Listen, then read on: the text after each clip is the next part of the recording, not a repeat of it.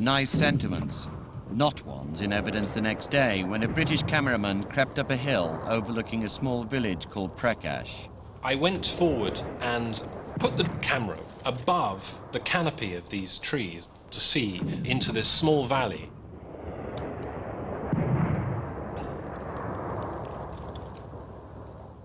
I remember the sun was directly in front of me, and so I was frightened of reflection off the lens, which would give me away.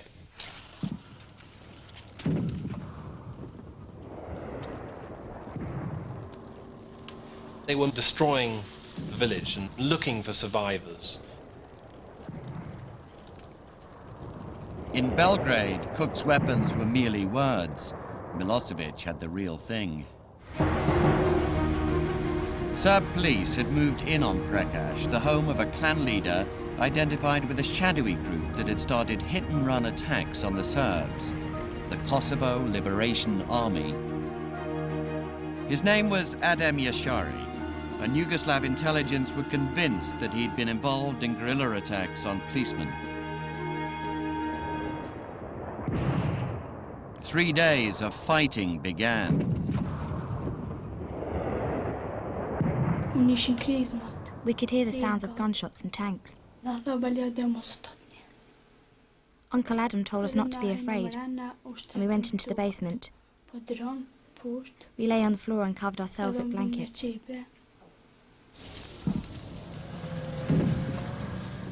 In the battle, Adem Yashari and many of his fighters died defending the village.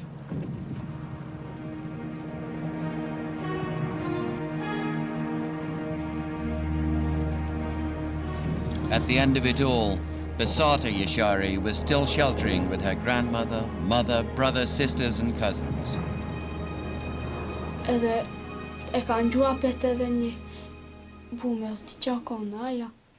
threw in a grenade. Grandma was blown into the next room.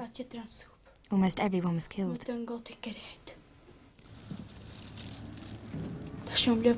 My sister started begging for water and calling out, "Mother, Mother." But their mother had been killed. 12-year-old Besarta was found playing dead in the wrecked cellar. She was the only member of her immediate family to survive.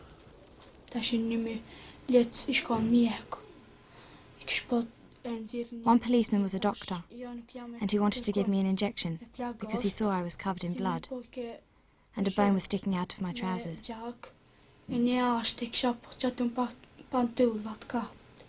I said, "I'm not wounded." Then I started to cry. I said, "You've killed all my family." In all, over 50 members of the clan died in the battle.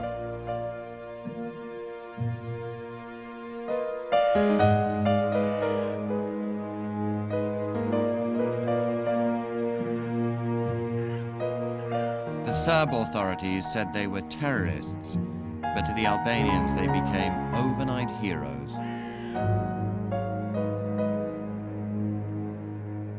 The KLA was now on the map. The Serbs were determined to crush it, and so the clock started ticking to another war in the Balkans. Back then, Western leaders were haunted by the memory of the war in Bosnia. It had left more than 200,000 dead. It had shamed Europe's claim to be able to run its own affairs. It had embarrassed successive American administrations.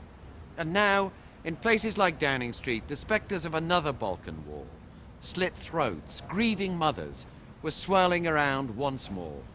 You could almost hear the thought, not again. I was doing everything I could to try and get a negotiated settlement because I knew what it would be like if we didn't. But there was at the back of our mind the thought and, in a sense, the obligation to use force if we had to.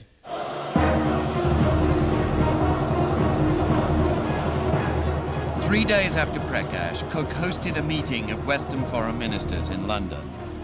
In the Bosnian endgame, NATO had bombed Serb forces to the bargaining table. For the American Secretary of State, the lesson was simple: toughness paid.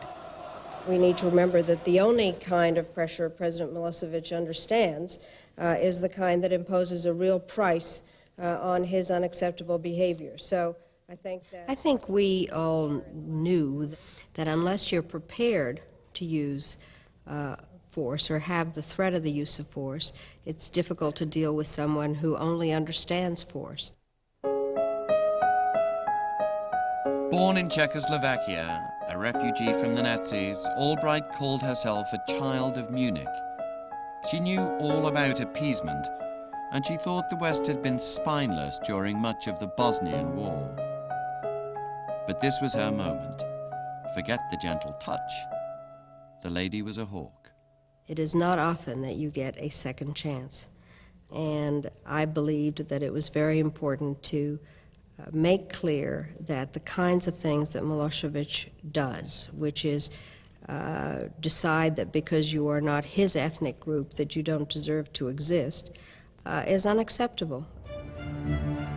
Time for another mission to Belgrade, this time by a familiar face, the man who in 1995 had brokered the Bosnian peace deal with Milosevic, Richard Holbrooke. The sparring partners were back in the ring. Holbrooke had a message, and it wasn't one that Milosevic would appreciate. In Christmas 1992, Washington had warned Milosevic that if he messed around in Kosovo, he'd hear the buzz of American bombers. True then, said Holbrooke, true now. On instructions, I repeatedly reaffirmed the Christmas warning. His reaction was, Kosovo's an internal matter. We said, we accept the fact that Kosovo is inside the Yugoslav national boundary, but that does not give you the right to squash its people. For that matter, Kosovo's people had no intention of being squashed. As summer approached, the guerrilla war intensified. For the KLA, this was a fight for a just cause, but their tactics were subtle. They knew the Serbs always overreacted to provocation, sometimes in plain view of the world's TV cameras.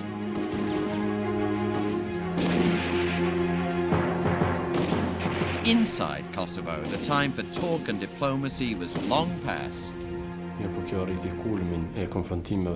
had reached the level of open confrontation. The dilemma over whether the war was to be avoided or not had finished. It was at this time that face-to-face war between the Kosovo Liberation Army and the Yugoslav Army and Police started.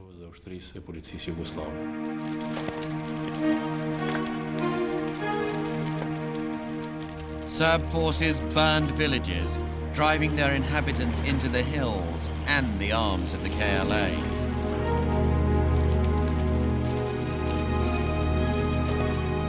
Ethnic cleansing, Balkan style, was back.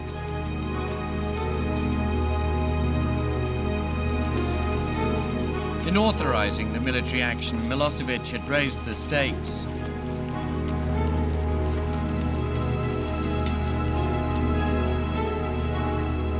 In the face of the attacks, would Washington live up to the Christmas warning and bomb?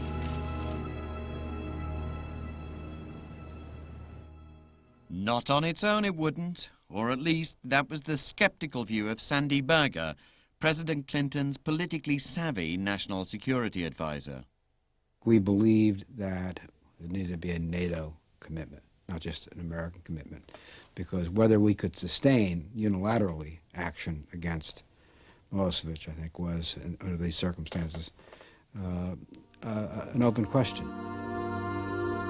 Enter NATO, the most powerful military alliance that the world has ever seen. Well, up to a point.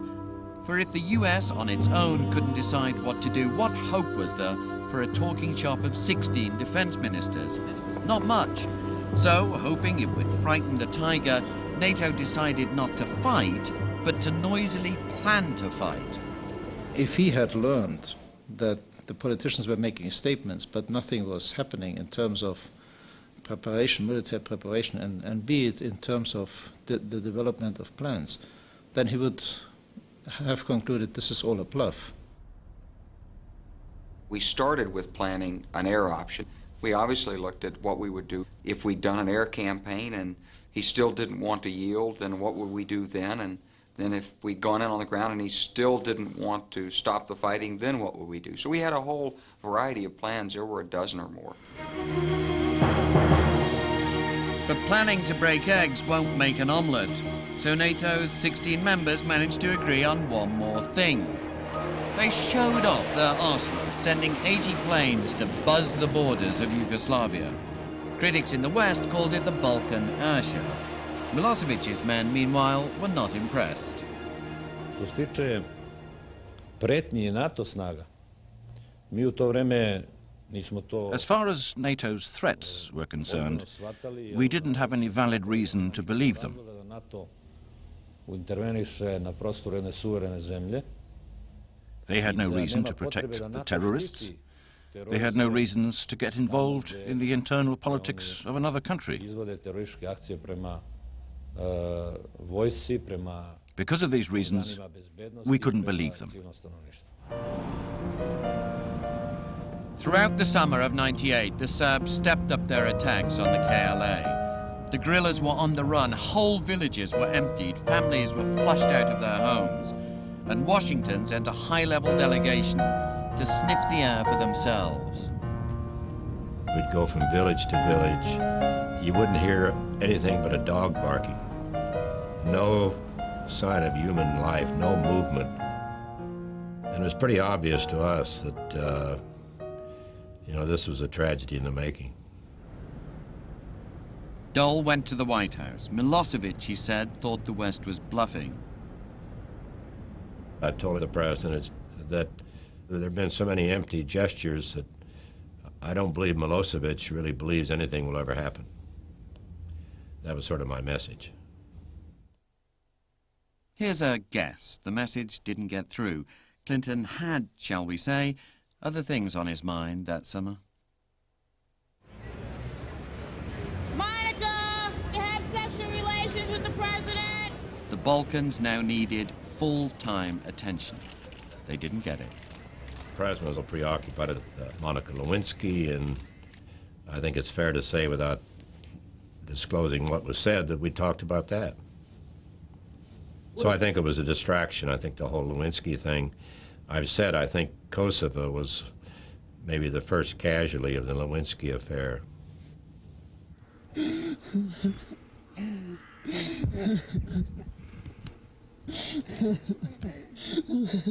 Still, Clinton couldn't escape Kosovo.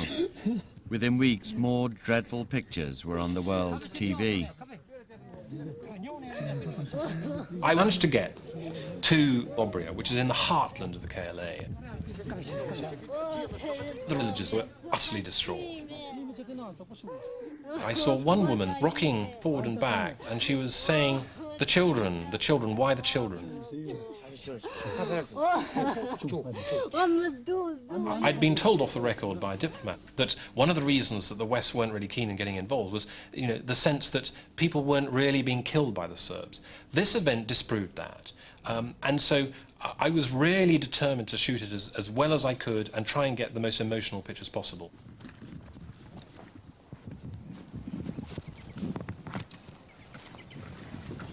I went through a wooded area, and I then saw the bodies.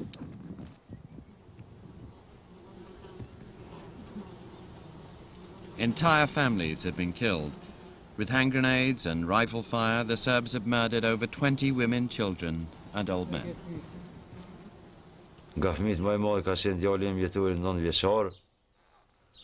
Më e vogla ka qenë ditoria 6 javëshe.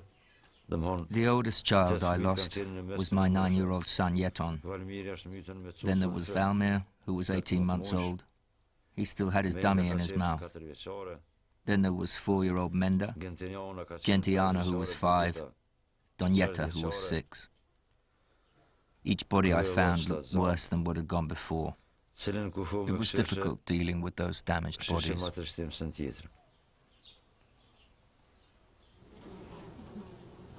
I managed to find my daughter, 6-week-old Dituria, who was still alive. She was under my wife's body. She was covered in blood, but it was not her blood. It was her mother's blood. I picked her up, and I left to tell my friends that she was all that was left of my family.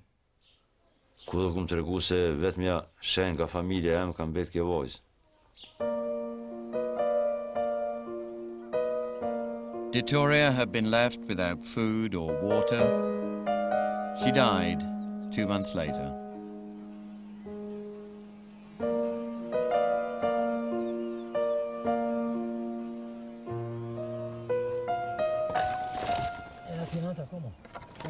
When the picture showed up, there was the sense that I'd had from the very beginning of the year that we shouldn't be allowing these kinds of things to happen. So I always felt terrible that we had not been able to stop something like that. We knew Milosevic was ruthless. We knew he was brutal. We were witnessing a very deliberate and brutal repression of the Kosovo Albanians. It was 6 months since Cook had confronted Milosevic in Belgrade with pleas for toleration and compromise. He'd wasted his time. The Serb leader was now calling NATO's bluff.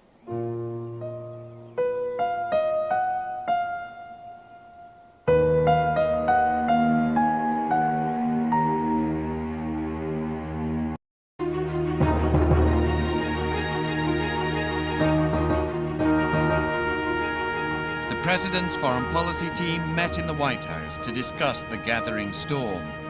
Kosovo couldn't be ignored. The New York Times front page that day carried a picture of one of the victims of Obria. The Times sat in the middle of the oak table in the middle of the Situation Room. Terrible photograph of that dead person in that village. It was a reminder of a reality, and it had a very real effect on the dialogue. As they met that day, the President's advisors wanted to threaten Milosevic with bombing unless he agreed to a ceasefire. But without soldiers on the ground, it was hard to see how any ceasefire between the KLA and Serb forces could be made to stick. In the middle of the Lewinsky affair, Clinton's standing with Congress was pathetically low, so there was no chance of sending armed GIs to Kosovo. It was clear that the Congress would not support a deployment of NATO ground forces similar to the one in Bosnia, which both Secretary Albright and I had argued was essential to keep any ceasefire viable. So our negotiating instructions were to threaten the use of force, but to introduce only civilian forces into the unarmed civilians into the Kosovo area. Holbrooke went back to Belgrade. Milosevic must allow refugees to go home and reduce his forces. Civilian monitors, backed by U-2 surveillance aircraft, would verify a ceasefire. Otherwise, it was bombing. But he had with him the man who'd do it. Milosevic leans forward and he looks at me and says, "So, you are the man who is going to bomb me." And I said, "Well, Mr. President, in essence, you're right. I have U-2s in one hand and B-52s in the other, and the choice is up to you." Milosevic said to me, "Are you crazy enough to bomb us over these issues we're talking about in that lousy little Kosovo?" And I said, "You bet, we're just crazy enough to do it." For Milosevic, the choice was easy. NATO was pushing at an open door. His offensive in the summer had almost done for the KLA. Now he just had to put up with unarmed observers of a ceasefire. They might even be useful to him, as NATO soldiers quickly appreciated. The nation looked like it was going to place unarmed people at risk. And in addition, it was going to place people on the ground whose very presence would enable them to be taken hostage and therefore checkmate the air threat.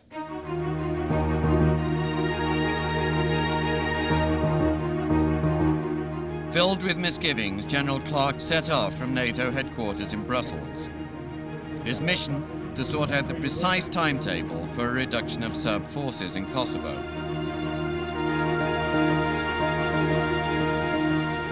Clark's only real sanction was NATO's so-called activation order, putting NATO forces on standby to bomb. He said, Mr. President, you're going to withdraw your forces that don't belong here, aren't you?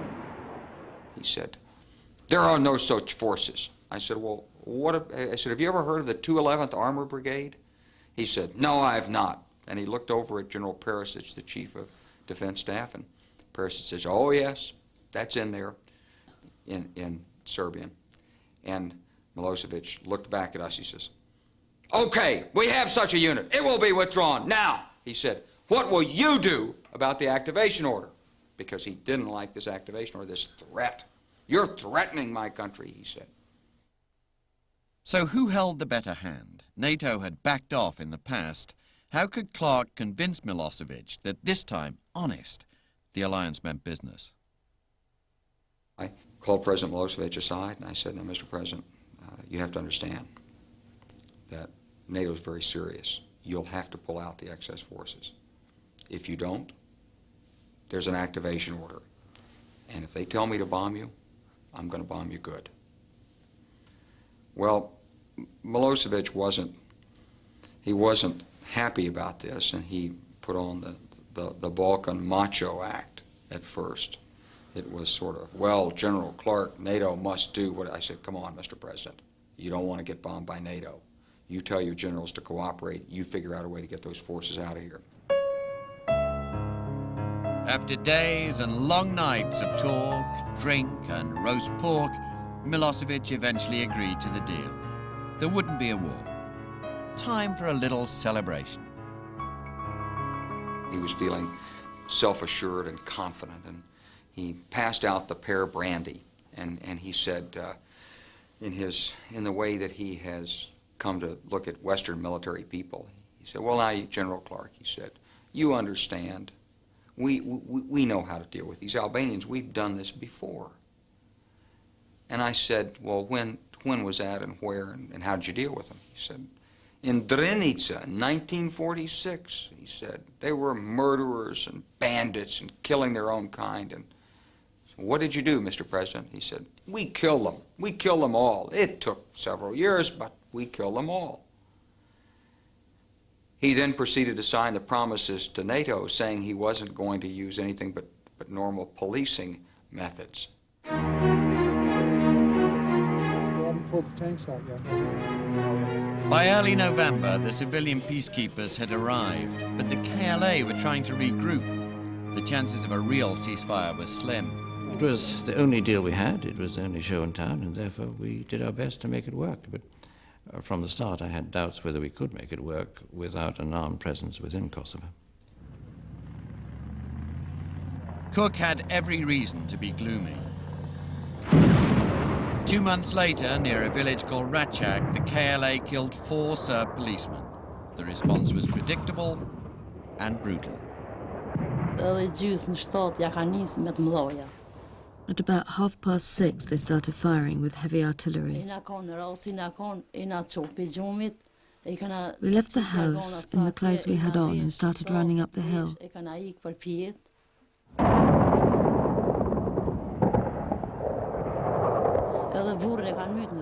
My husband was killed instantly.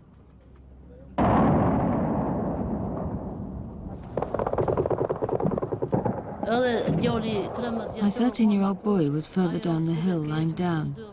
I thought that he was alive. It was only when we started running from the bullets again that I realized that he was dead.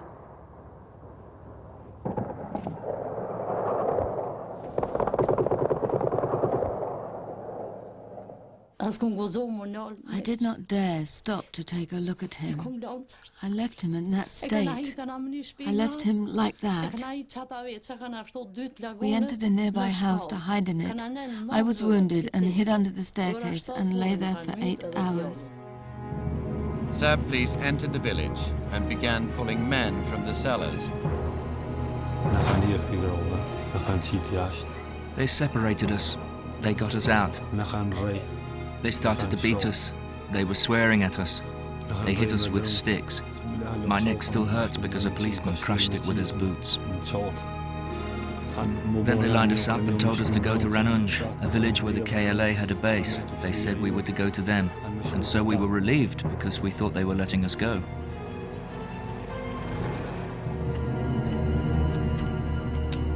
As the men walked along this path, the police opened fire. 2 men died beside me, then 4 or 5 more. I did not know what to do.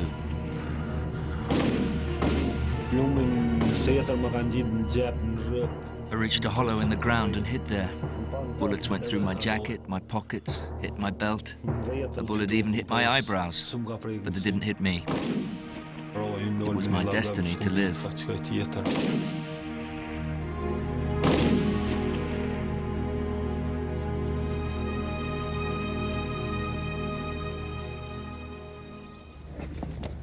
Next morning, Bill Walker, the head of the ceasefire monitors, arrived in Ratchak.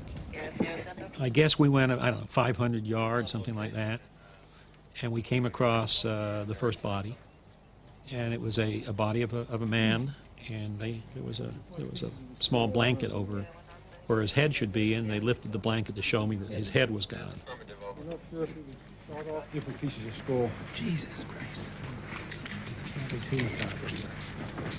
It's okay. I mean, let's give him the dignity of covering him up.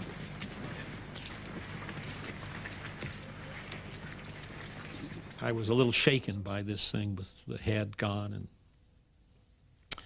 but we started up the hill again, and every 15 or 20 yards there was another body, all in sort of grotesque postures. Old man. All of them were obviously peasants. There was no sign of uniform, there was no sign of weapon. We finally reached a place where there was a pile of bodies, maybe 17, 18, 19 bodies just helter-skelter in a big pile. All of them in these clothes that peasants in that part of the world wear when they're out in the fields doing their jobs.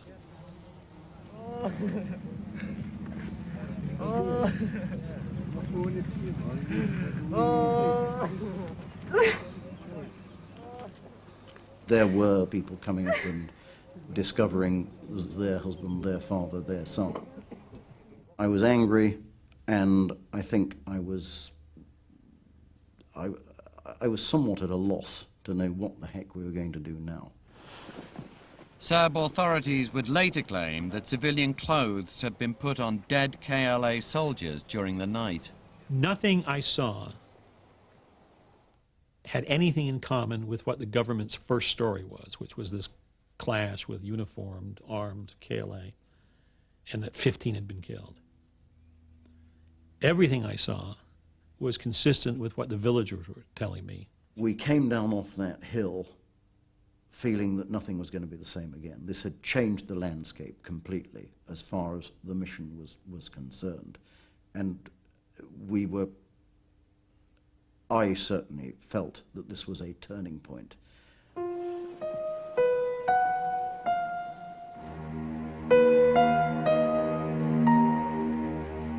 There was a sense of shock as a result of that, at the barbarity of it, and a recognition that this might not be negotiable.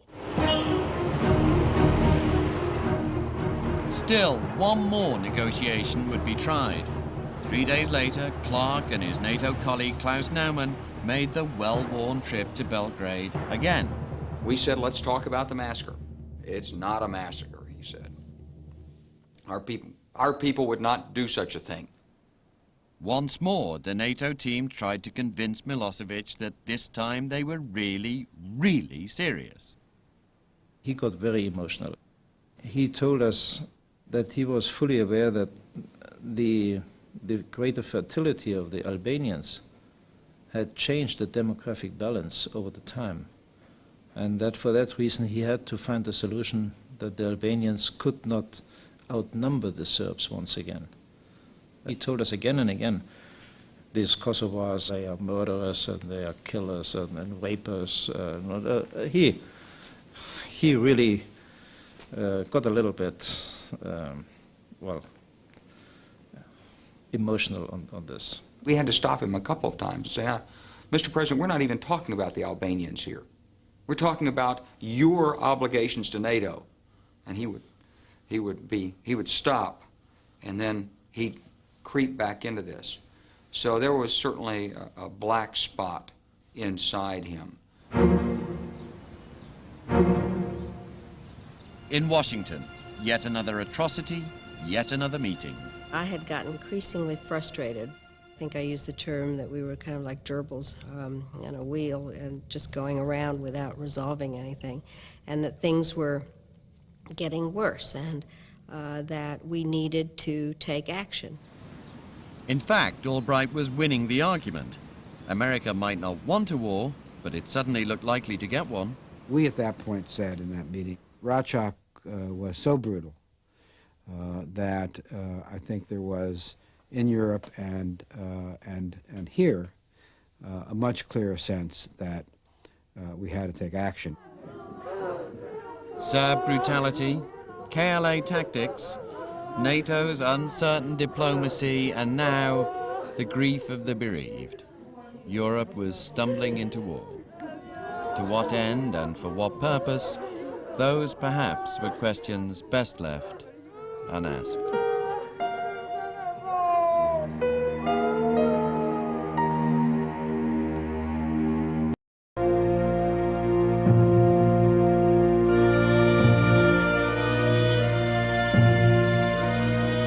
On a Balkan winter's day, before the world's press and TV, the victims of Račak were buried.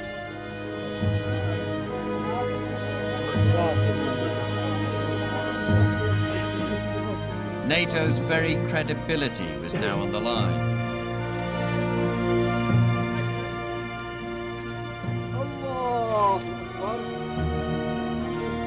War seemed just days away. Couldn't it, shouldn't it be averted? I thought it was still possible that we could get Milosevic to see sense. I didn't quite see what the point from his point of view was in getting into a battle with NATO that in the end, if we had the will to see it through, he was bound to lose. President Clinton agreed with Tony Blair, and so, under pressure from the Americans and Europeans, the Serb and Albanian leaders agreed to meet in Rambouillet outside Paris. Optimists still hoped for a deal, one that would give Kosovo autonomy, backed by an international force to prevent more Serb violence. If there wasn't an agreement, war seemed inevitable. The omens weren't good. As the KLA guerrillas came down from the hills to fly to France, they nervously watched their backs. Pristina airport was really close to the main power base the Serb army and police had. The airport was anything except safe. The Albanians were carrying more than passports. The delegation were fearing for their lives. They were all carrying weapons. They had some really nasty guns with them. In fact, many of the Albanian delegates had never met each other before. People felt an enormous boulder of responsibility over their shoulders. That we are writing the history of our own people, now we have this enormous responsibility.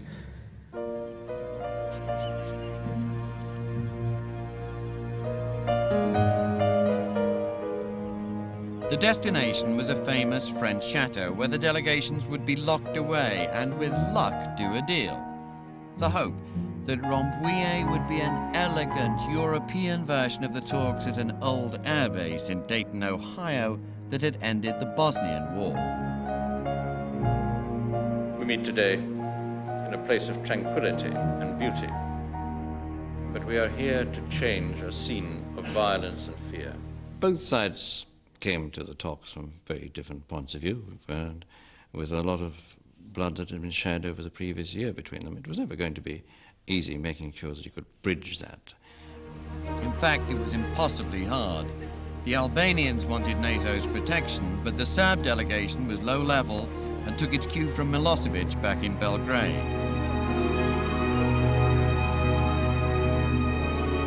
His key point, agree to nothing that meant NATO troops on Yugoslav soil. The Serbs would not accept an armed military presence, and none of us were going to go back to the Holbrooke package, which had an unarmed presence, which they could then bully and intimidate. But the Albanians were proving just as difficult. They too were getting a message from back home. Autonomy wasn't enough. No deal, unless it leads to full independence for Kosovo. We must not forget that I had about 20,000 armed people in Kosovo who asked for explanations. There were difficult moments. Personally, for me, it was very difficult.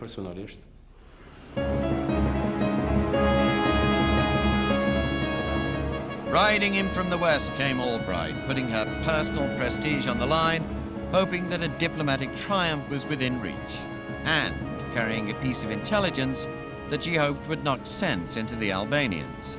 We knew that the Serbs were organizing themselves for a spring offensive. We had some intelligence information that indicated that they were massing around the borders of Kosovo. A senior member of the delegation was Ibrahim Rugova, a long-time pacifist leader of the Albanians. Mrs.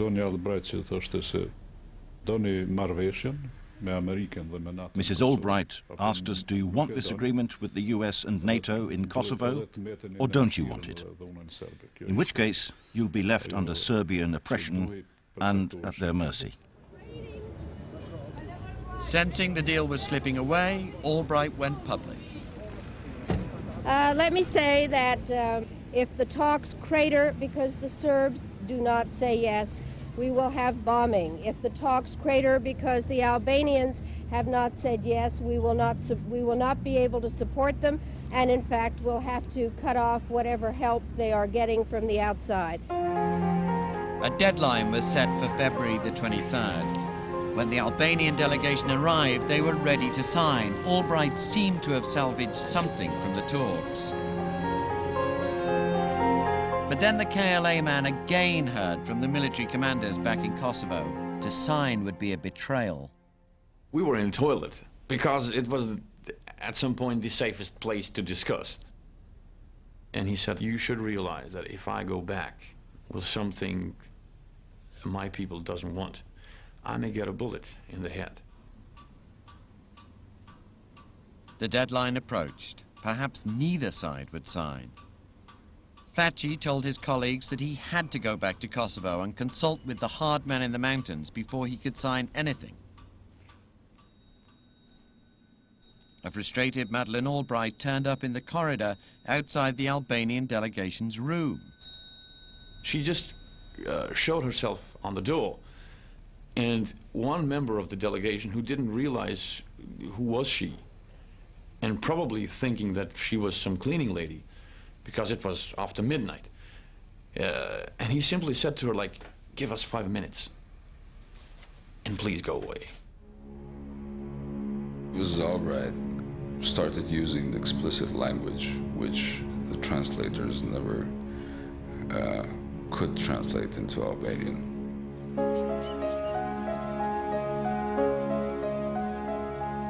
She'd got nothing from the Serbs, and all she'd got from the Albanians was a promise. They went home saying they'd come back to Paris and sign the agreement if they were allowed to. They used the interval in between the Rambouillet phase and the Paris phase to sell it to the people, and indeed Thatchy went round the commanders of the different regions, and they did get agreement that this would represent a way forward for Kosovo. The Serbs used the same interval to toughen up their position and to prepare their people to rejection. 3 weeks later, the Albanians signed the Rambouillet Accord in Paris. In effect, the guerrillas of the KLA were now a NATO ally. Once the Serbs had said no, and the Kosovars had said yes, it was a very clear choice, and that was what triggered made it clear that the use of force had to take place.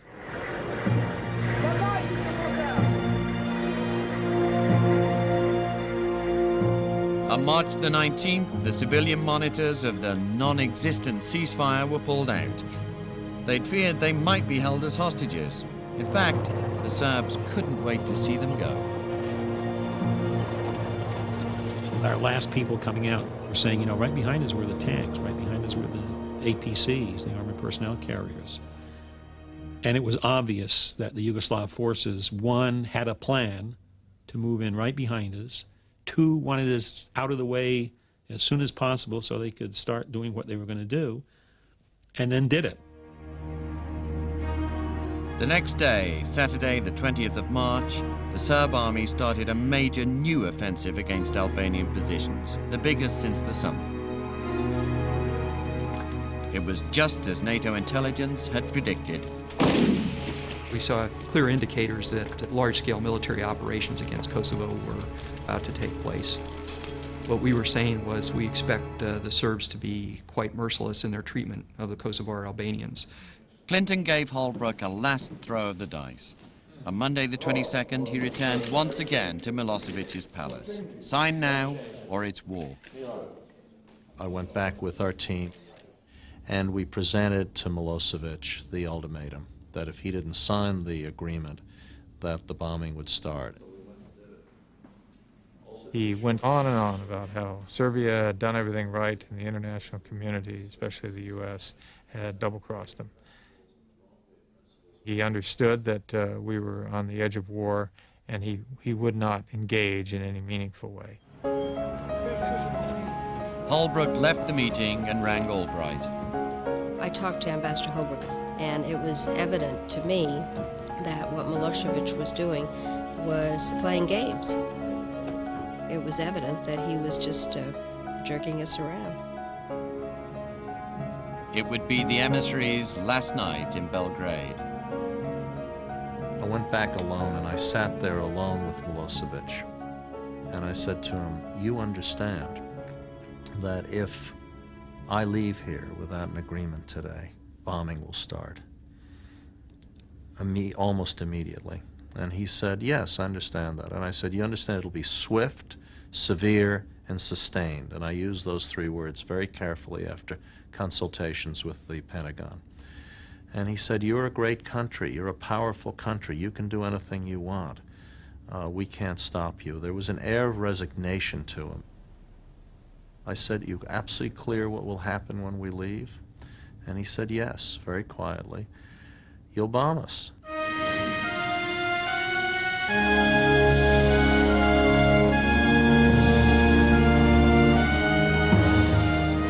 This was it. This was war. After months of soul-searching, NATO's might had been unshackled. The politicians still hoped that a short bombing campaign would do the trick. That's all that alliance politics would stand. The man in charge of the air war had once planned for a sustained attack on hundreds of targets. No dice. It couldn't be done. It wasn't needed. I had been told, I can't tell you how many times, the instruction I got is, Mike, you're only going to be allowed to bomb 2, maybe 3 nights. That's all Washington can stand. That's all some members of the alliance can stand. That's why you've only got 90 targets. This will be over in 3 nights.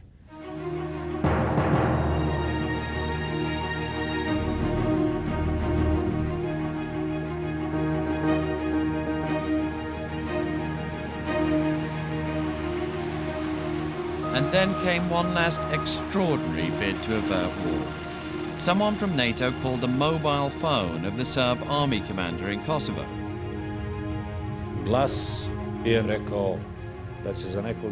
A voice told me that in a few moments the aggression against our country was about to begin, and that I was being given a chance to save the Serbian people. Of course, I turned off the phone.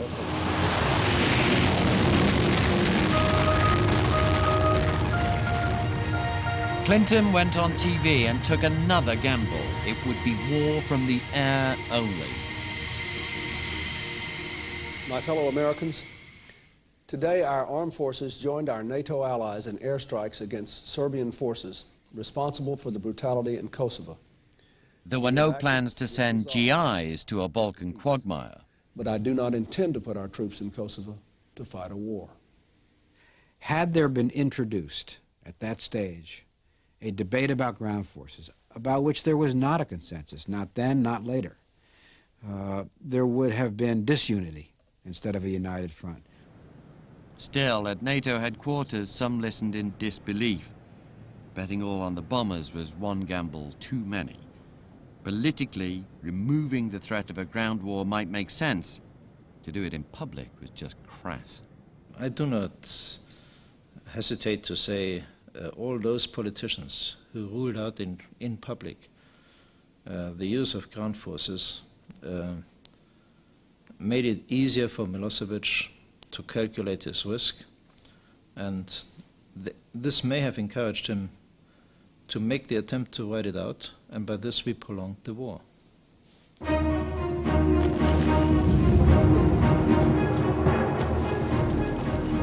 The most intense and expensive war in Europe for 50 years had begun.